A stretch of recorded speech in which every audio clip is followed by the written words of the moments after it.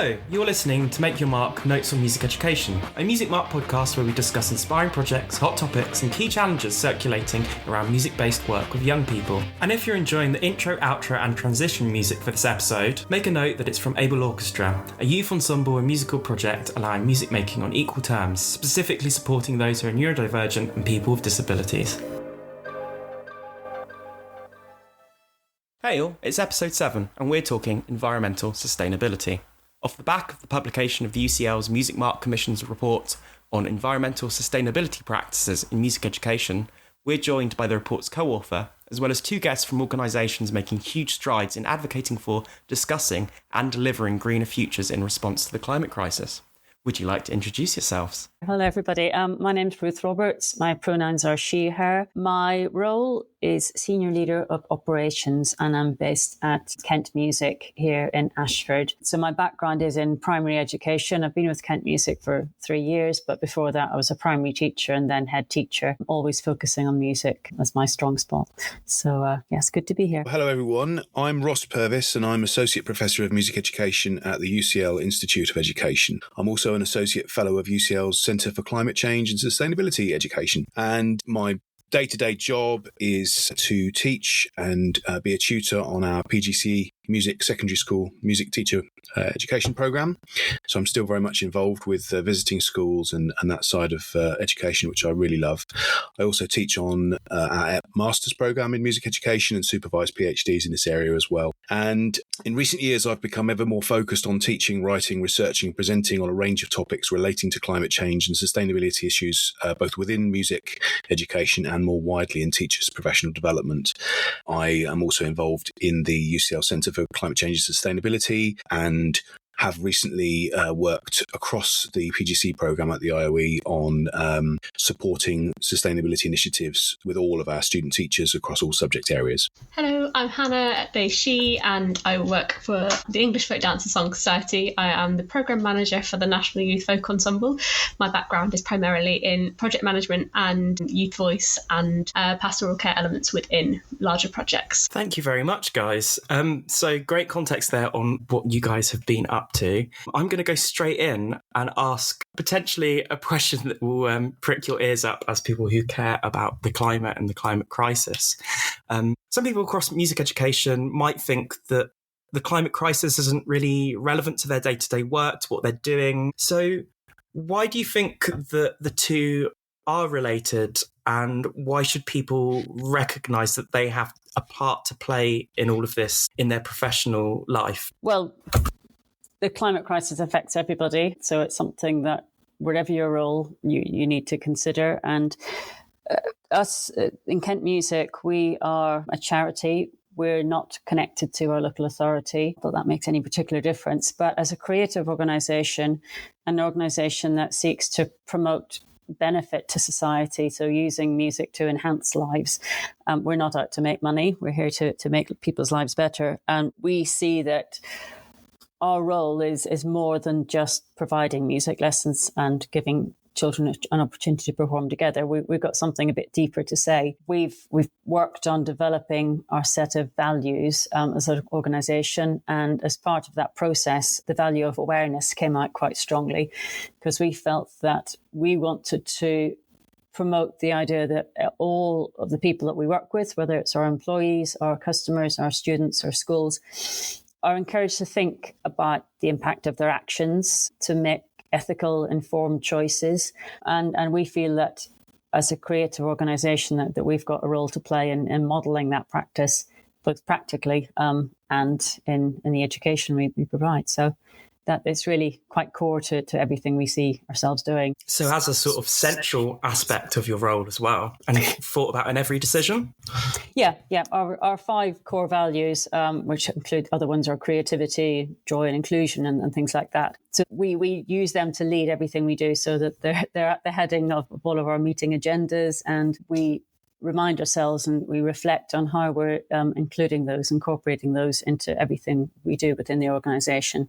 So when we come to do practical things like making purchases of instruments, we're thinking, okay, Are we aware of where this product has come from? Is it going to last more than a year? It's going to be disposed of. How are we going to dispose of it? So all of those choices are made with that awareness.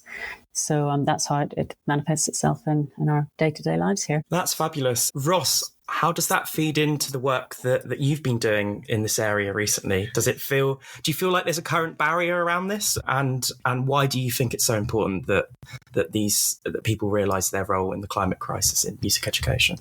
Well, there are barriers, and I'm sure we'll get on to talk about those in more detail.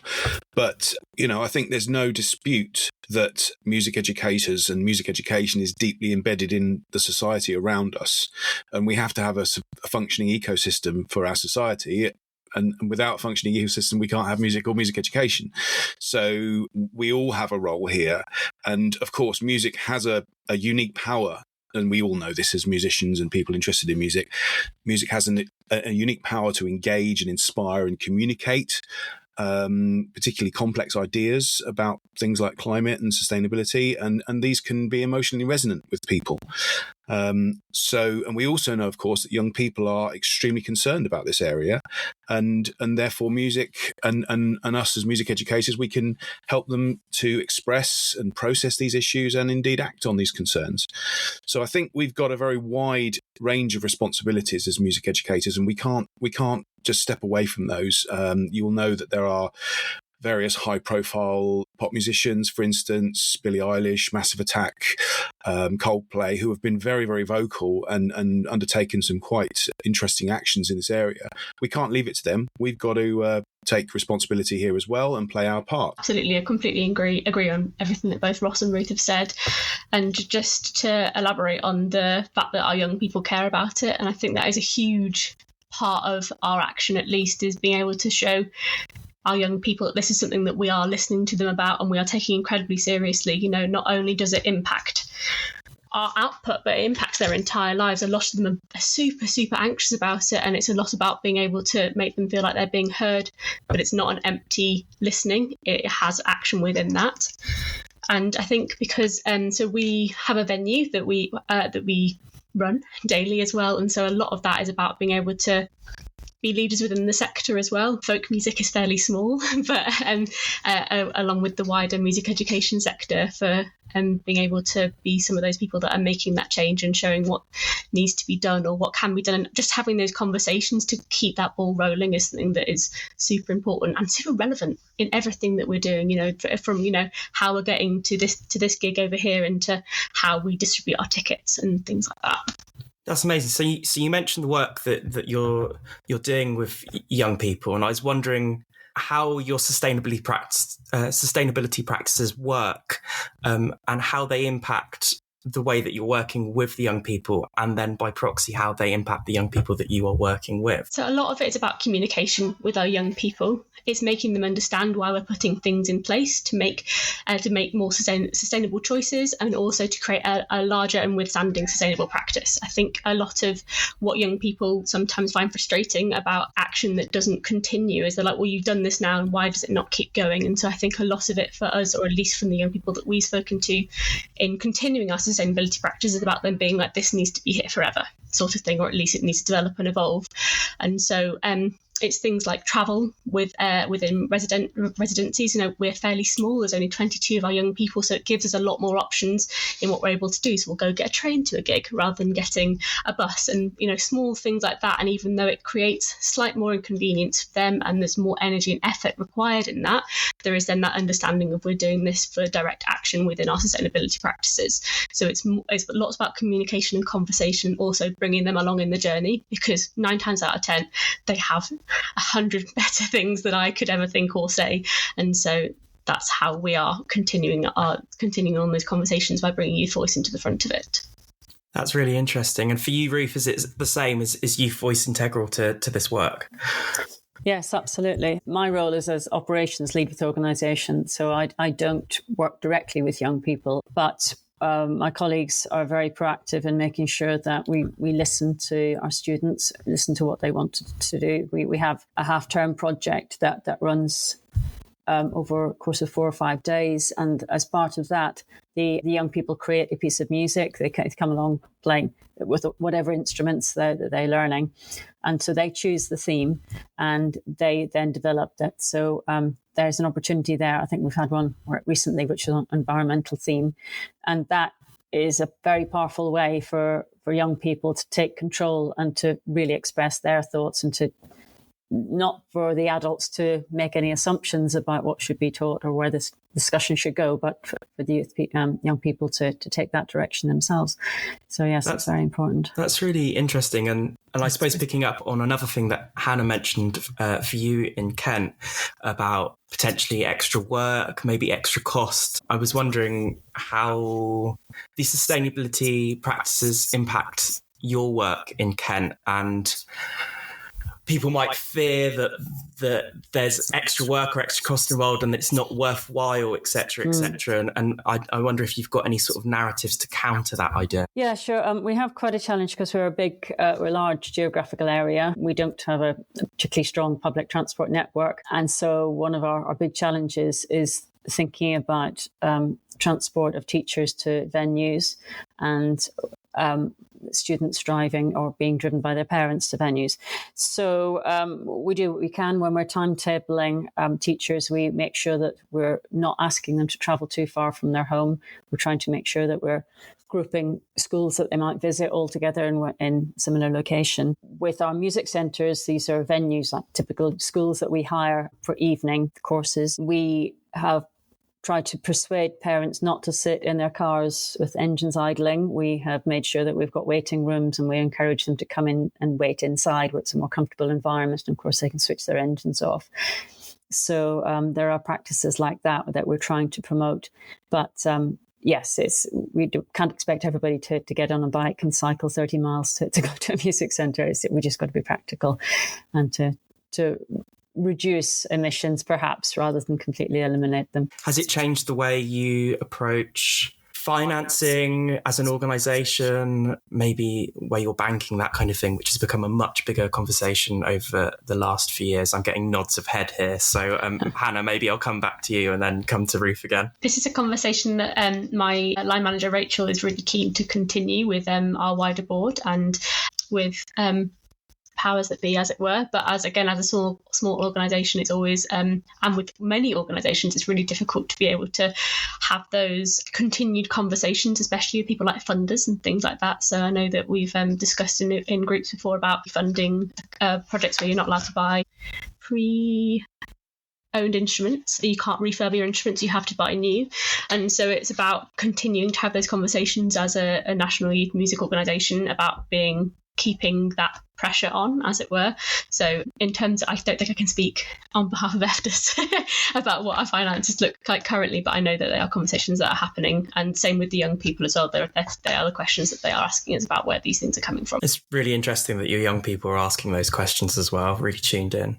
And yeah, sorry, Ruth. Yes, thanks. Yeah, this is something that we've got into in quite some depth, and something I talked about at the Music Mark conference last year.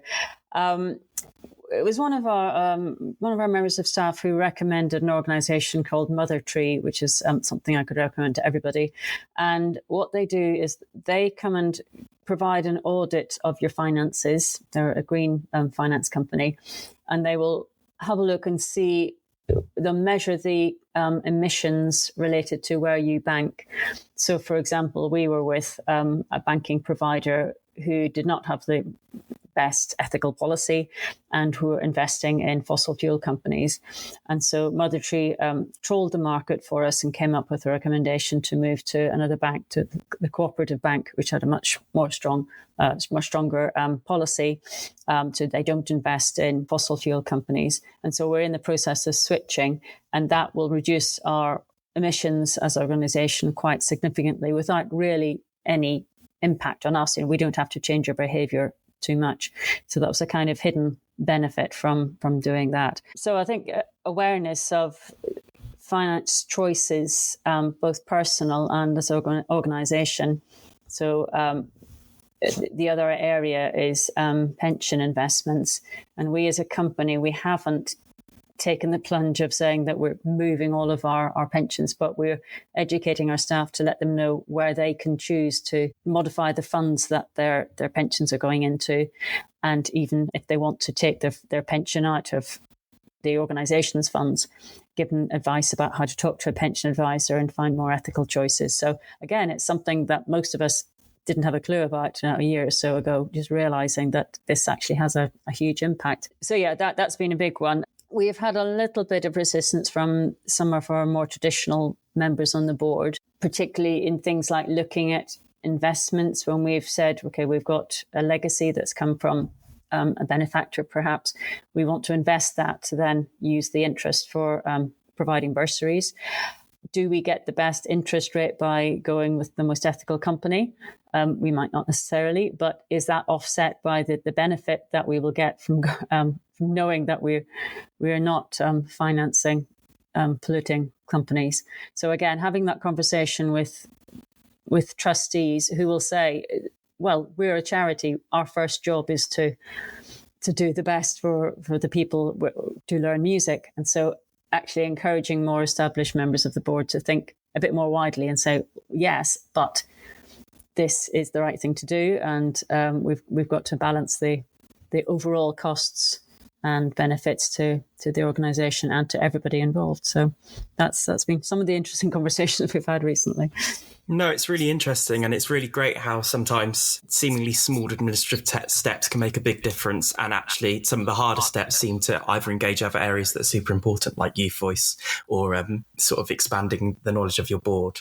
Listeners might be wondering why they haven't heard from Ross for a while, and it's because Ross has been doing some slightly exciting work in this area with Music Mark. So as part of our TNAR campaign, this is not a rehearsal, we teamed up with UCL to research current sustainability practices across the UK music education sector. You've led on this research, so I was wondering if you could give a bit of an overview of the findings of the report and maybe some of your personal insights or highlights from it. Thank you, Yusuf. Well, it's interesting to hear what Hannah and Ruth were saying there, because some of the things that were noted already came through loud and clear in our research findings, actually. So we'll talk about those in a moment, perhaps. But yes, so we've undertaken this very large piece of work, which was aimed at assessing environmental sustainability practices across UK music services, hubs and partner organisations. It was a very broad-ranging study with 5 phases of field work, from some initial desk-based research right the way through to a very large national, across the UK, online survey and interviews and so on. We had about 150 people provide their input overall, including people at all sectors and all areas of all levels of organisations. And we covered quite a range of issues, including some that we've already heard of: policy and policy development, teaching and learning activities, transport matters, logistics and operations, and of course, collaborations and youth involvement. And we've already talked quite a lot about youth involvement. So amongst the key findings, and we can talk about this in various ways, but a good proportion of services and hubs now around the country have got sustainability policies in place.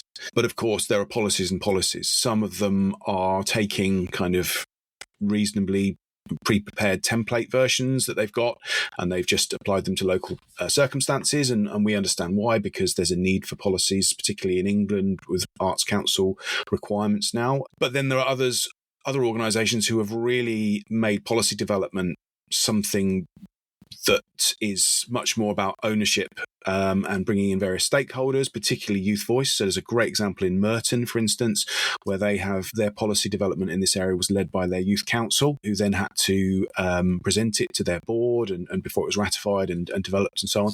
So some lovely examples there. Teaching and learning, though, was probably the area where we've seen most activity. We're talking about not only simple things like themed concerts, themed composition commissions or repertoire, but also work around recycled instruments, site-specific work taking place in particular areas of outstanding natural beauty or certain ecological areas which reflects what's going on there, work done in natural history museums that responds to exhibits there and so on. So a wide range of work that's intended to integrate creative music making and performance with some of these issues in quite a sophisticated way, rather than it just being a kind of a sing a song about the sea. It's in the best practice we've seen. There's an awful lot of really well thought through work. Operational changes, we've picked up on the things you'd expect. Reduction of paper usage where possible, which is obviously difficult because we use a lot of paper in our area, sheet music and so on. Things like recycling policies, not only, of course, of recycling office materials, but also things like instruments and electronics as well, and people looking for creative ways of repurposing equipment, passing on instruments that can't be repaired anymore to kind of upcyclers, and making art installations or lamps or tables and other interesting things. And alongside that, we've heard about some quite interesting work on much more proactive maintenance and repair regimes for instrumental stocks. We know that music services and hubs have enormous collections of instruments, and it's difficult to keep track. So we've heard of great examples, such as in Hounslow, where they have a very, very advanced barcoding and tracking regime where they can monitor where all their instruments are and manage it and check the condition. And they do most of their repairs in-house. They've developed their own skills in-house. Travel is another big area, which has already been touched on by our colleagues here. And we know that we use a lot of travel. We have a lot of travel for peripatetic lessons. We also have lots of travel where children and families have to get to venues for rehearsals and performances. And, this is going to be one of the toughest problems we face in this sector to try and improve this, because some of that travel is just inevitable, especially when you're dealing with very large, diverse rural areas. And, particularly if we're keen to try and incorporate equity and accessibility, how far are you prepared to go to support the learning of one or two students in a school? We had a comment that actually when there were more children learning in the past, some journeys that are now pretty environmentally unsustainable would have been more sustainable because there would have been more kids in each school to learn. So, it would have been a more worthwhile trip in that sense. But it's a balancing act. And of course, a lot of people raised issues to us like, you can reorganize your travel rotas so that you can create more time effective and energy effective routes for peripatetic staff, but that in some cases that means disrupting relationships that teachers have had with schools for many, many years or many decades perhaps. And we do work in an interpersonal area where those working relationships we have with schools and school teachers and the young people we serve, they're key. So disrupting that is got to be very sensitively done. So there has been some work done there on things like carpooling, working with electric vehicles, offering schemes to help people buy electric vehicles, having access to fleets of electric vehicles as part of the local authority, if your service is part of the local authority. But we're really at the very beginning of that. There have been some interesting developments with digital provision and situations where some music services have taken stocks of resources out to a series of schools, and then the kids have got access to those materials locally, but the tuition for that is done online. So this has worked particularly well in Leicestershire with a DJ project where they've shipped out lots and lots of record decks to schools, and then the actual tuition has been done online, and then also supported by then the local teachers who've been trained up to offer the scheme locally as well. So it's a kind of a cascading scheme. And I think other areas we picked up on are collaboration. So very few of the initiatives we picked up on in this research were mounted by single organisations, single music hubs or services. They were almost in every case, they involve collaboration with other organisations, whether they be specific organisations working in environmental areas or other musical organisations or industry partners as well. So I think finding your collaborators, sharing the load, seems to be a key way forward for us. And there's definitely a strong appetite for more professional development, for sharing resources and practical guidance right across the sector. So I think they've highlighted a lot of challenges, and we can talk further about challenges if you like, but there's also a desire to overcome some of those. Yeah, definitely. And we'll definitely get onto that desire to change. But yes, going to start with the challenges, start with a negative, build onto it with a positive. So you obviously mentioned partnerships as one of the things that can be beneficial, but I was wondering, from your study, what you see as sort of the primary challenge. Is it a financial barrier? Is it a cultural one? Is it a lack of knowledge? Where does it seem to mostly be coming in terms of making these steps? So it is all of those, and they intersect in different ways. So funding was constantly raised, but I think that's obviously a problem across our sector in general. You know, some services had managed to ring fence budgets for this, or had managed to find funding from creative sources, from grants and so on. But I think probably even more than funding was the capacity of time that staff had at all levels of organisations to just be able to step back and think, hang on, can we do this in another way? Or what are the pinch points here? How do we solve that? We know we are overworked in this sector. We work very hard and we stretch ourselves very thinly with the resources and the staffing that we have.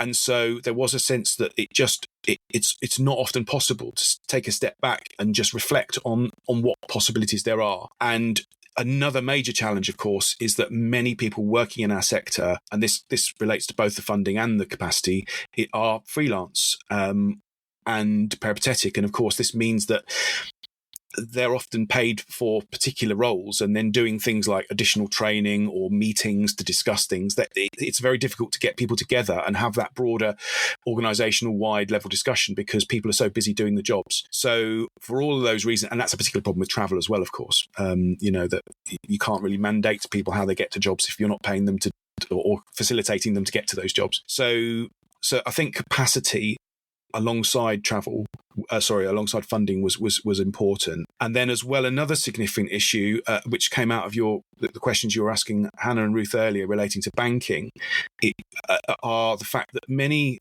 organisations in our sector, they have quite limited ability to lever change within the infrastructures of which they're part. Because, for instance, you may be part of a local authority, in which case things like who your energy provider is, who you bank with, they're well outside your hands. You can't actually get to that. Or you may rent your buildings. You may not actually own any physical buildings. So your ability to actually change things like improve the lighting, the insulation, the heating are limited because you don't have any levers on that sort of control, right? So that also came through quite clearly, that people would like to do more. They know they've got building estate in not great condition. They know they would like to do more for changing an energy provider, but they just don't have the access to those kinds of decisions. So that is another big barrier alongside the funding capacity, really. I suppose, Ruth, starting with you, do those challenges resonate with you? Yeah, absolutely. We're in the fortunate position that we do have control over what energy provider we use, because we're not tied to a local authority. We've just moved to a new building 2.5 years ago, and we're in the process of purchasing it from the local authority. So very shortly, we will be able to do things like put solar panels on and fit our electric vehicle charger. So we're very excited about that. But yes, there are such limitations with capacity. We don't have anybody, it sits as part of my role, but that's to looking at sustainability, but it's not really written into anybody's job description to be the champion for sustainability. And we are very stretched in what we're trying to do in the day job. So trying to push that and make sure that it is kept on the top of the agenda, literally, and everything we do is a challenge. Part of the other challenge for our organisation is that we are so widespread. We have a central office here in Ashford, but our teachers work across Kent and now Medway. We're the Hubley organisation for Kent and Medway.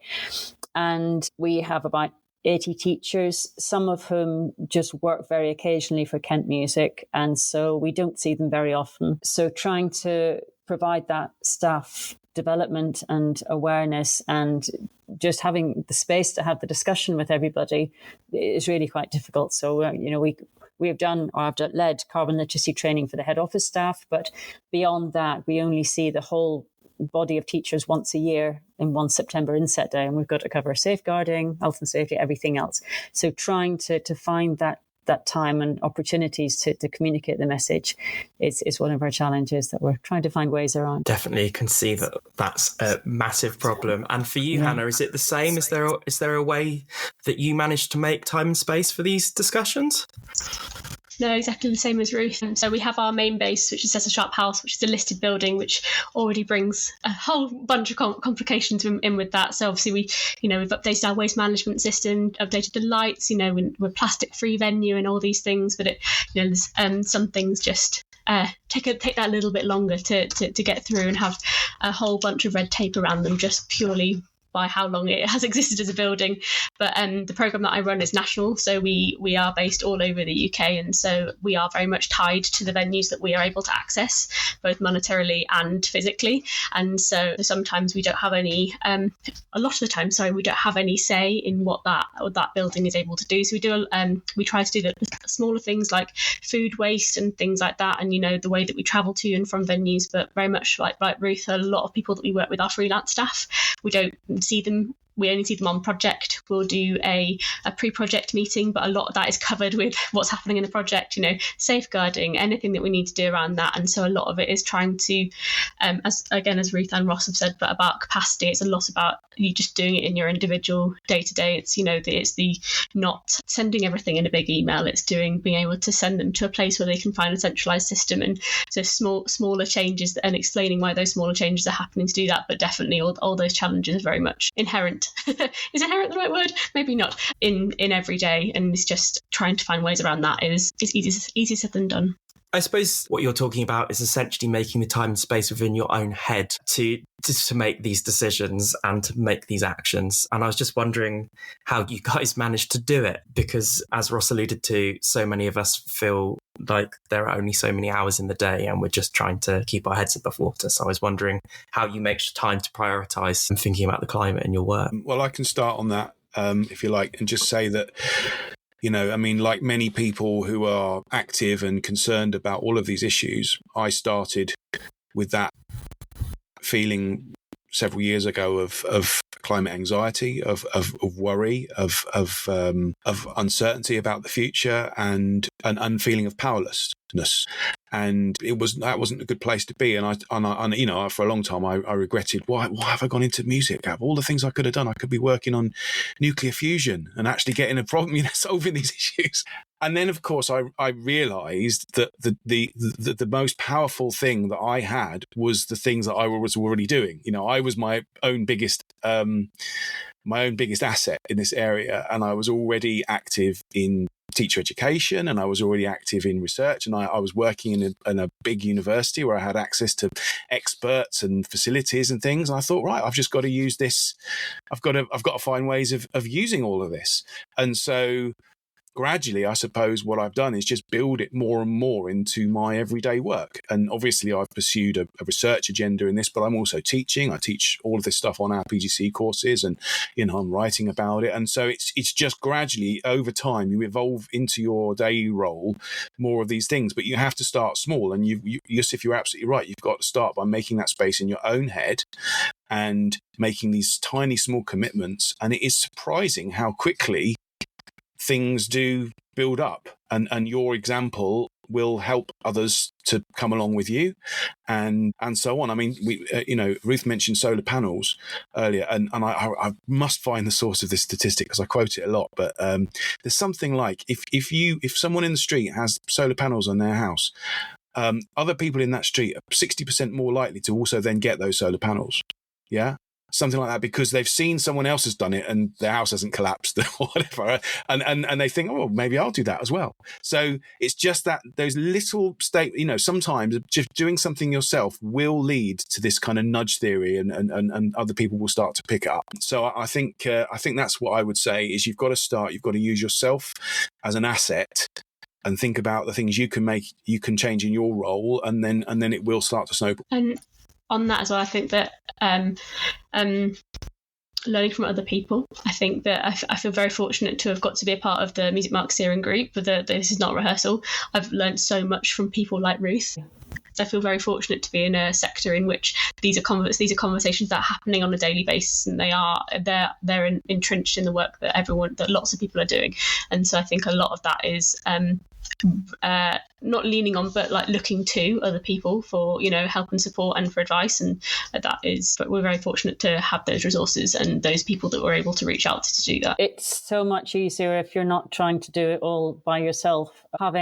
We've got a little environment group of staff volunteers who are interested, and having regular meetings where I can update everybody on what's happening with Music Mark, but also they can come up with ideas and suggestions, and we can share it, because trying to be the lone voice in the wilderness is really hard, especially if you're trying to persuade people who haven't really considered the situation, and having different, just supporting each other. So it becomes the thing to do. We always do it like this. We don't buy plastic milk bottles, we buy recyclable cartons for milk. So things like that. And it just becomes part of the culture of the organisation if you've got a core of people leading it and leading by example.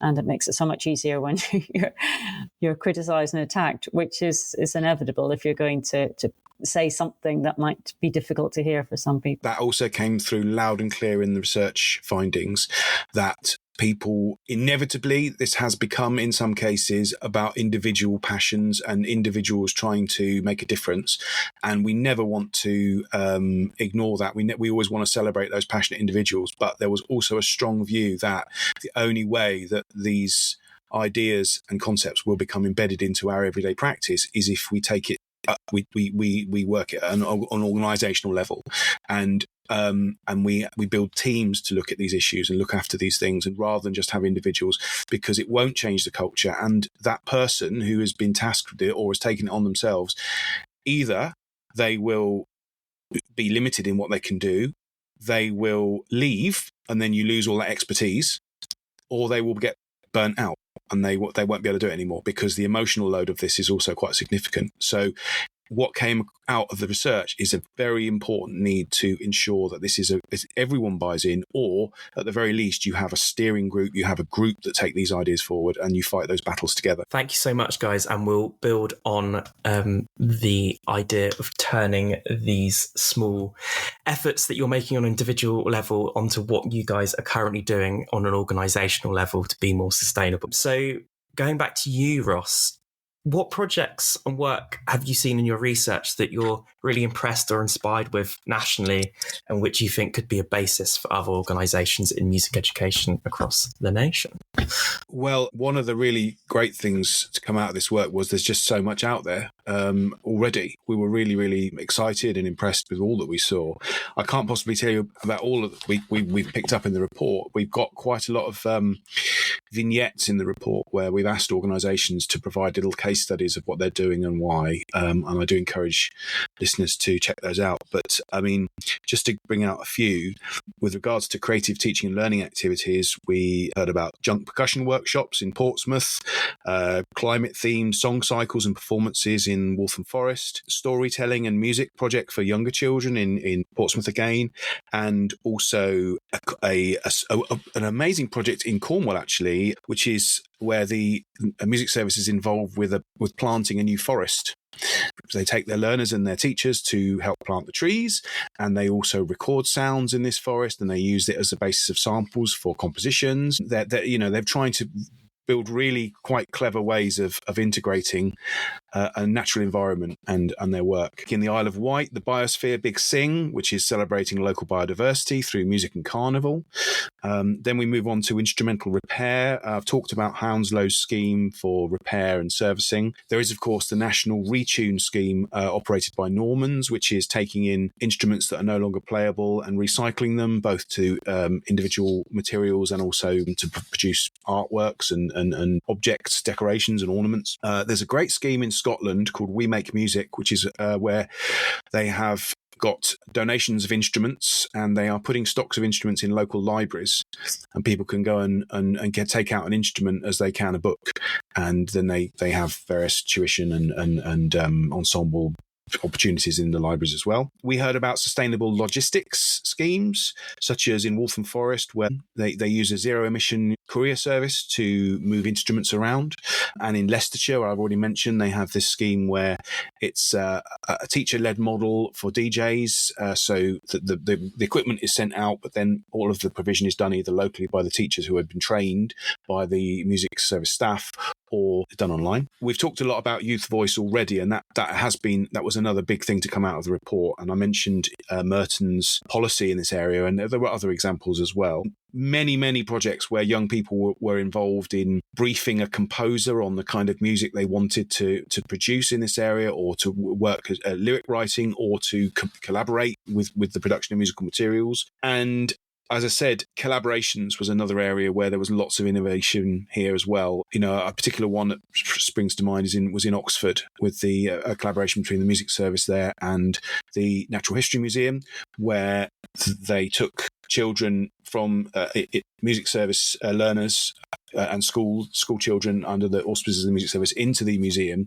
They looked at various exhibits to do with extinct animals and endangered species. They went back to school and used those to create pieces, and then they came back and performed those in amongst the exhibits in the museum, which is a beautiful acoustic, so it sounded incredible. So, you know, there's some really quite exceptional work happening, and the best work we saw doesn't feel shoehorned in. Like we said at the beginning, it's naturally cohesive with the purposes of music education, and that's why it was really exciting. It's amazing to hear just the breadth of stuff already going on. I think sometimes it's easy, especially because we're so busy, to think that we're all in a vacuum, but an incredible amount of stuff going on. Ross made allusions to the work with Youth Voice that you've also alluded to in your organisation, and I was wondering what you guys have actually been up to. So maybe a little bit more context on what the society's been doing, what your guys' projects are around sustainability, and what you are doing with the young people around this area. So a lot of our building-based sustainability is kind of within our green policy, and so with that is always expanding and ever growing with the way that we're moving the building. We're currently having some building works done, so I know that there's lots of conversation around that, which is really exciting. And then in terms of, we don't have any specific project output because of the way that the project exists, and the project has to have specific outputs. We don't have anything that is specifically linked to sustainability, but a lot of it is about having those consistent and positive conversations around what we are doing and what we can do, and asking questions and making sure that they feel heard. A lot of what we've been doing within the National Youth Folk Ensemble programme is looking at how we can slowly but surely implement changes, like within our emailing system. So we obviously send out huge amounts of information a lot of the time, which I didn't know until very recently was, wasting a lot of water and wasting a lot of it was producing lots of carbon. So the way in which we have changed our emailing system, the way we're communicating with our young people has changed. Utilising Zoom, trying not to utilise AI, that is something that I'm trying to have more positive conversations with our young people around, and kind of making them aware of the environmental impact of AI, because obviously it's become so much more ingrained in the way that they're learning and in interacting with the internet. Especially currently, there isn't any one project that I would be able to pinpoint that we are doing. It's more just about trying to make small but systematic changes to ensure the longevity of the project and also the development of it. It sounds like what we often refer to when we're talking about our inclusion work at Music Mark, in terms of a golden thread in your organisation of sustainability work and making sure it's present in all areas. Is that the same for you in Kent, Ruth? Yes, definitely. We've had the opportunity to, as I mentioned, we've moved to this new building, which is better insulated than the previous drafty building that we were in. And so just by virtue of moving here, our energy bills have reduced. But since then, we've been able to do things like, we've got a massive warehouse that houses all of our instruments, which needed some kind of heating because it was damaging the instruments in the winter. So we put in an air source heat pump to make sure that we kept the temperature stable. We've switched to green electricity providers. We have introduced a salary sacrifice electric vehicle scheme. So at the minute, we've only got one member of staff who's taken that up, but it's a really good deal because you get very generous tax breaks from the government. On a more practical level, we try to make sure that stationery that we use is recycled or low carbon. And disposal of items. So Ross mentioned the Normand Retune scheme. We've taken advantage of that to get rid of our instruments that aren't usable anymore. But also with things like office furniture, we use free cycle. We use other ways of passing things on to people who might get some use out of them. And with office equipment like computers, we've discovered that Currys will take old laptops, any devices and wipe them clean, and even give you a voucher for the pleasure of taking them off your hands, which is really useful. So all of those practical things, as well as the financial overhaul that we've had. We've just commissioned some work from Positive Planet to do a carbon reduction audit, which has been really quite interesting. Frustrating in that we don't have the data to provide. So they had a look at things like our business travel, our transportation of instruments, utilities, procurement. So lots of areas that might generate carbon emissions. And it's surprising how little information we could provide. And so that was a learning curve, as in, right, okay, we better start collecting this information. And a lot of it comes down to scope 3 emissions, which are emissions that are generated by third parties. So, for example, your manufacturers of the instruments. And so it's very difficult to pin down exactly how much carbon they would have used in the manufacturing and in the transportation in that supply. And so there are some real challenges in actually pinning down what we're generating, what we're using. And then the next thing is, what do we do about it? So the data is with Positive Planet at the minute. They're going to come back with a plan, and it'll just be very interesting for them to see what we can actually do, because we think we've thought of everything we can do, but I'm sure there'll be something that they might suggest. But at least we're starting to measure, and just by the process of measuring and noting where the large emissions are, that's something that we can be aware of, even if we know there's limited means to do anything about it. Being able to measure stuff is so useful. But also going on to impact, the things that you've put in place, potentially not statistically based, but what impact have you seen? What has the impact of all of these policies been on the workforce, on the young people that you're working with, on your finances? Well, with travel, certainly there's more awareness within the staff body of different ways of travelling to the office. We've noticed a huge increase in staff choosing to have hybrid or electric cars. We've got a very dedicated number of people who will travel by public transport every day, even though it's not the easiest way to travel around here. And it used to be almost an embarrassment to say, we've got to think about the environment. And when I was first getting into this kind of 20, 30 years ago, you were looked on as a bit of an oddity if you said that that's a consideration. But now that it is a more accepted, a more expected almost topic of conversation, then it just becomes second nature to think, oh, hang on, what about the impact of that? And so that slight culture shift in thinking is really important. And that kind of normalizes the conversation around the climate crisis, which I think is very important. Yeah, completely. The same as Ruth, like the culture shift in the fact that when we're buying new laptops or new computer parts, it's we'll go to back market, or we'll go find secondhand. The idea that we then are recycling things like office chairs and making sure that we're looking out for ways in which we can that we can purchase things that are going to be more sustainable in the long run, and we're not creating as much of an impact in those purchases, is something that's been really positive out of the conversations that have been happening even in the past 18 months that I've been with the company.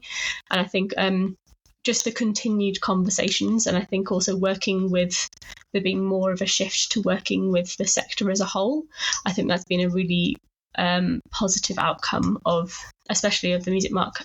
This is not a rehearsal campaign. Like people seem more interested and more incentivized than ever before, which is really a really cool and really fun thing to be a part of, to be able to see that shift, and the fact that those conversations, and some of them are hard conversations and some of them are uncomfortable conversations, especially when you look at divesting in terms of financial support and things like that. But there are conversations that people are willing to have, and so I think the more that has been the overarching positive impact is the fact that has become the industry sector norm, rather than it becoming something that, as Ruth said, it's a bit embarrassing to talk about something that we have to do it as a tick box exercise. It's no longer just a throwaway thing. It's become ingrained within everything we're doing. Could I just come in on a couple of those things, because they draw on things that we picked up in the report as well. Firstly, Hannah talking about email and AI, and I just wanted to pick up on this because I think that the jury is out so far on the extent to which we should all be using paper versus digital, right? And the balance between those. There's this view that we stop using anything on paper and everything should be electronic.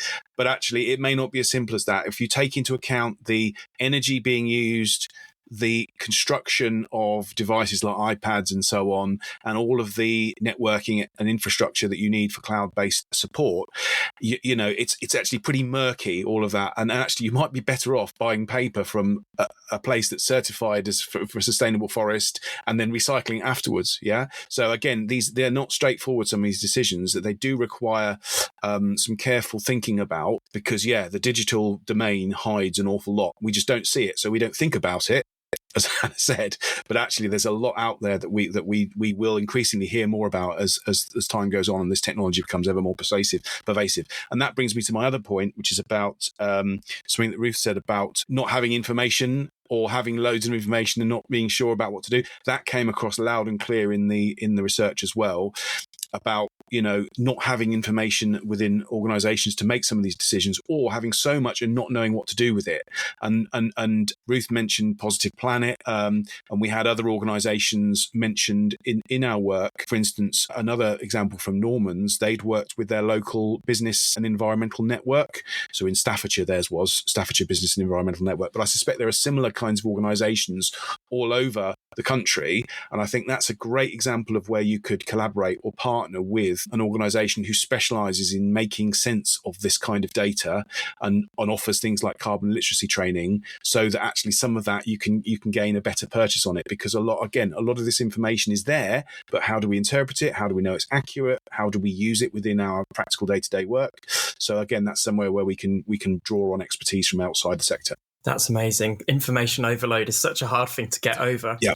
And very conveniently leads us on to our penultimate question, which is around when you were potentially starting your journey in this. And Ross, as someone who's done a huge amount of academic research on this as well, where would you point people for a first port of call for resources, organisations? I know a few have already been mentioned, training in this area to help you kickstart your sustainability work in music education. So Ross, I'll head straight back to you. Yeah, there's a lot out there already, actually. So unsurprisingly, I'd signpost Music Mark's campaign, because obviously they were answering a Music Mark supplied questionnaire, so probably that prejudged the outcome of this question, but most of the people who responded to our questionnaire were well aware of the campaign that Music Mark did, so it has cut through. Also, things like Julie's Bicycle is another organisation which offers great resources, things like tick lists, checklists for those of us working in performing arts and creative industries. The UCL Centre for Climate Change and Sustainability Education, where I'm an associate fellow, we provide free CPD resources for primary and secondary teachers across all subjects into how to embed sustainability into our practice. And that, again, will apply. There's music resources coming over the next year for both primary and secondary, but even now the resources there that are available will be useful. Retune, we've heard about from Norman's, is a great support, and we've also heard about the importance of carbon literacy training, which can be potentially organised locally with organisations that do that. And then there are increasing numbers of books and articles coming out in this area as well. And I shall be very happy to give you a list that you can add to the information on this podcast as well. Thank you so much, Ross. And it should be mentioned that we'll be sharing any links that we can in the transcripts and information for this podcast on the podcast page on our website. So, Ruth, I'm going to ask you the same question. Any amazing resources that you've used in the past or presently? Well, yes, of course. This is not a rehearsal from Music Mark. We love a shout out. Of course, I had to mention that. Yes, the two I've mentioned already, Mother Tree for financial resources and Positive Planet for carbon reduction planning and for carbon literacy training. And they're very lovely people. They were at the Music Mark conference in November and they're really lovely. The other website to go to is Make My Money Matter, which focuses on pensions. So that's one to go to if you're interested in finding out how green or how not green your pension provider is. So yeah, those are my three main recommendations. Thank you so much, Ruth. And finally, Hannah, if you shout out us again, people will think that we're paying you. I mean, this is not a rehearsal. It's great. I would recommend if anyone would like to join. I know that we're always looking for new people to come join, both folks in the sector, but also if any of your young people are interested in this sort of thing, we are actually specifically looking for young people to come and join that group from September onwards, I believe. Julie's Bicycle is someone we've also worked with. Big fan. They're fabulous. Also, just if you're curious or don't really know where to start with your journey or don't know what that might look like, would really recommend having a look at the Wildlife. Is it what? WWF. So carbon footprint counter, so you can really see what impact you're having. It's not always going to be the most accurate because you can't always take into consideration all the exact things you're doing, but I found that a really helpful way, especially in carbon literacy training, to start look at what my impact was, both inside and outside of work, so I would recommend that as well. Fabulous. And finally, whether in your personal life or as an organisation, what plans do you have in this area in the future? Obviously, Ruth, you've alluded to getting a report back on what steps you might take further, but yeah, what are your future plans to try and be more sustainable? Well, I just mentioned the UCL Centre for Climate Change and Sustainability resources, and that's something that I've got on my desk for the next few months now to work on some resources for secondary teachers, and that again is going to draw on some of the findings from the Music Mark and other work that I've done. Really excited about that because again that will be free resources for the sector, and that will complement the primary music resources that we're currently doing. And then I have a goal to do some more research in the future on how we can empower music teachers in various settings to improve their repair skills and maintenance skills, so that they can take more ownership and responsibility of their own materials and keep them going. Again, about modelling good practice and so on, and sharing those skills with their learners. We've got a new lab we're setting up at UCL, which is going to be a sustainable makerspace, and we hope that might be a place where we could do some of that work, and we could get groups of teachers in and actually give them those skills, and then follow them and see how they're able to use those skills and so on. Because that for me is something that I'd like to see more of. I think we need to rethink musicianship in the 21st century to try and bring in things like repair, maintenance, creative repurposing of equipment as part of those core skills for musicians. And so that's some of the things that excite me at the minute. That's fascinating, and people will probably be happy with the financial benefit of repairing rather than buying new as well. Let's hope so. Yes. So Hannah, how about you? At the moment, kind of looking ahead to the new academic year and looking at how we can, with the National Youth Folk Ensemble, how we can interact with how we can streamline the way in which we order things. So obviously we have used Amazon in the past, very much trying to move away from using anything of that ilk or that nature in the way that we would order things like medical, like first aid kit supplies, like craft kits, things like that. And also because we courier things up and down the country, is like looking at how we can try and use courier services that offset carbon and things like that. So it's just trying to be more mindful about how we interact with vendors that we use, and in a way that's hopefully going to be just as efficient time-wise, but also means that we are also hopefully supporting smaller businesses and smaller, more local businesses is hopefully the aim moving into September. So yes, as you mentioned, we're not quite sure what the Positive Planet carbon reduction plan will come up with, but things that we've identified include if it's possible, replacing our delivery van, which is coming to the end of its lease next year, replacing it with either a hybrid or an electric vehicle. Our problem is we cover quite a lot of miles during the day, and having something that's got the range that will meet our needs. We could always have 2 vans and keep one charged up while the other goes out, but I think that might be a bit expensive.